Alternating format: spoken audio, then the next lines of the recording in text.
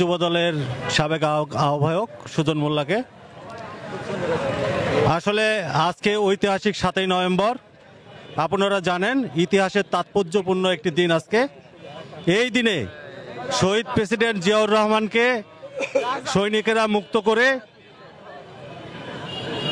সাধারণ পাবলিক সেটাতে সংহতি পোষণ করেছিল এবং একটি মহা বিপ্লবের মাধ্যমে শহীদ প্রেসিডেন্ট জিয়াউর রহমান আজকে মুক্ত হয়েছিলেন।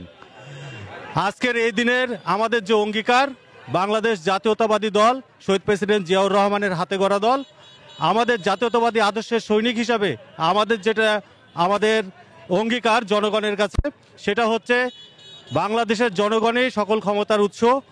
জনগণের ক্ষমতায়ন হলেই বাংলাদেশ জাতীয়তাবাদী দল মনে করে যে বাংলাদেশের ক্ষমতায়ন হয়েছে, জাতীয়তাবাদের ক্ষমতায়ন হয়েছে। আমরা চাই আগামীতে বাংলাদেশের আপামর জনতাকে একত্রিত করে এবং আমাদের যারা নেতাকর্মী আছে তাদেরকে ঐক্যের মাধ্যমে একটি সুষ্ঠু নির্বাচনের মাধ্যমে আমরা এই বাংলাদেশে আবার পুনরায় আমাদের অবরুদ্ধ গণতন্ত্রকে পুনরুদ্ধার করতে চাই এবং গণতান্ত্রিক প্রক্রিয়াতেই জনগণের মালিকানা, রাষ্ট্র যে জনগণের মালিকানার সম্পদ, অর্থাৎ জনগণই এই রাষ্ট্রের মালিক হবে, সেই মালিকানা জনগণের হাতে আমরা বুঝিয়ে দিতে চাই। সেই জন্য আমরা ঐক্যবদ্ধ হয়েছি এবং আমাদের নেতাকর্মীরা ঐক্যবদ্ধ আছে।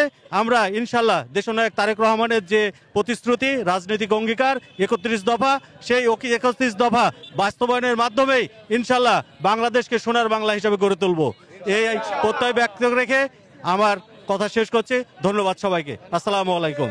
ছিলেন এই আসনের যিনি মনোনীত ধানের শীষের প্রার্থী জনাব অ্যাডভোকেট শফিকুল হক মিলন। তিনি সর্বদাই আমাদের নেতাকর্মীদের আপত্তি বলতে পাশে ছিলেন। যখন সবাই অ্যারেস্ট হয়েছিল তিনিও কারাগারে ছিলেন।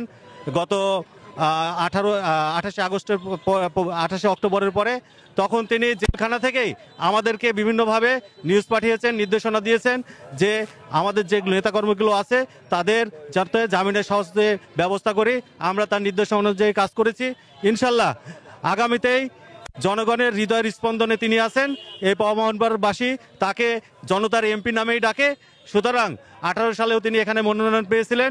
18 সালে 1 ঘন্টার ভোটে তিনি প্রায় 80,000-এর উপরে ভোট পেয়েছিলেন।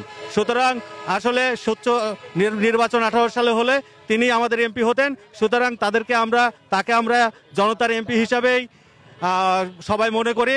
আগামীতে ইনশাল্লাহ বিপুল ভোটে আমরা সর্বোচ্চ ভোটের ব্যবধানে এই পবা মোহনপুরে জনতার এমপি জনাব অ্যাডভোকেট শফিকুল হক মিলনকে ইনশাল্লাহ আমাদের ধানের শীষের ভোটের মাধ্যমে তাকে সংসদে নিয়ে যাব এ প্রত্যয় ব্যক্ত করতেছি।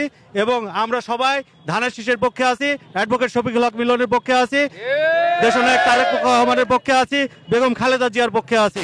ইনশাল্লাহ বিজয় দেখা হবে। আমরা চাই একটা অবাধ, সুষ্ঠু, ক্রেডিবল, নিরপেক্ষ নির্বাচন। সবাইকে ধন্যবাদ।